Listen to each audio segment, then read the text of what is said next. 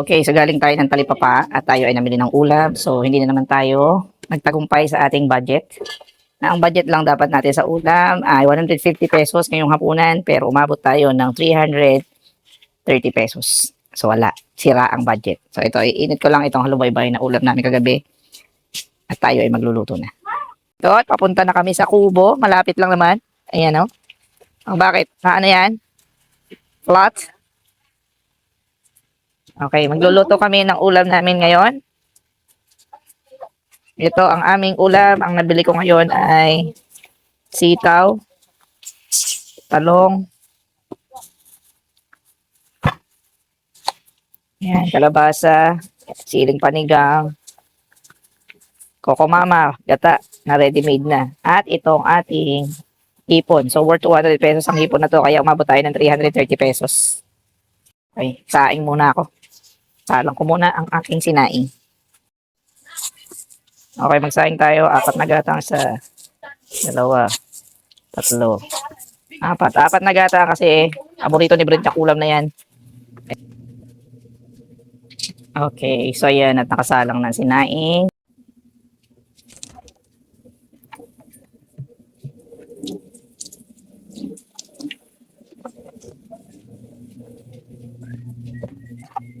Okay, handa ko lang itong mga gagamitin nating gulay. Kalabasa, ito ay hugasan lang. Lagay ko na lang dyan yan. Talong, kalabasa, sitaw.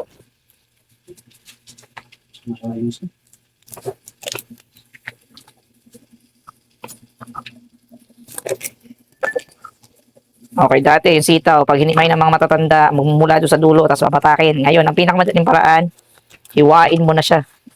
Ganon din naman yun. So, matotal, kakainin mo rin naman yan at papalambutin mo rin naman yan sa kalan, di ba?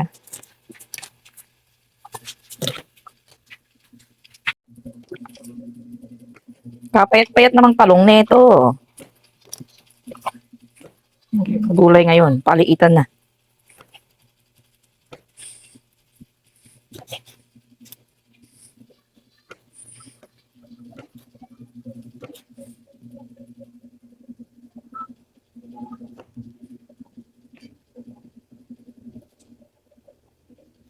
Unat naman ang balat na ito.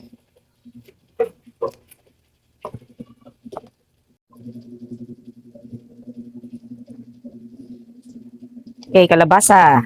Yung gulay ngayon, ang mahal na talaga ng gulay ngayon. So, kailangan na rin nga itong magtanim. Hiwa ko muna siya bago ko siya binabatan.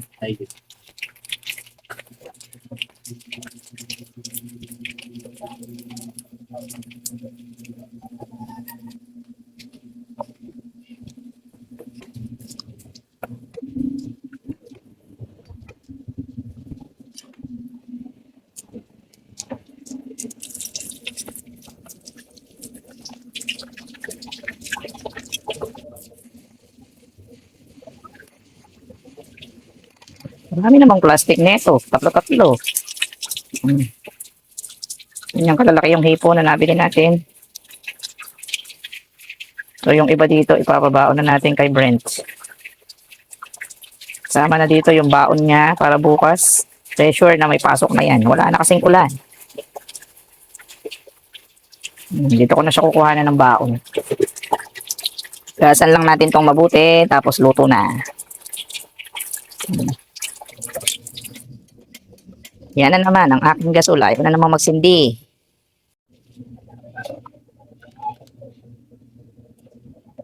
Yan, pag tayo magsindi, gamitan natin ito. Yan. Mantika. Ubos na ang mantika. Yan, kailangan natin simutin. Yan, dahil malapit lang ang tindahan at ayoko pumasok sa loob ng bahay, nangutang muna tayo ng mantika. So, mamaya natin mabayaran. So, ang mantika na to ay, ayun, 45 pesos na. Ganun na kamahal ang mantika ngayon. Nandito na lahat ng kailangan natin. Yan, bawang sibuyas, hipon, kokomama. So, yan, no-open ko na rin yan para diretso na tayo salang doon sa ating kaserola.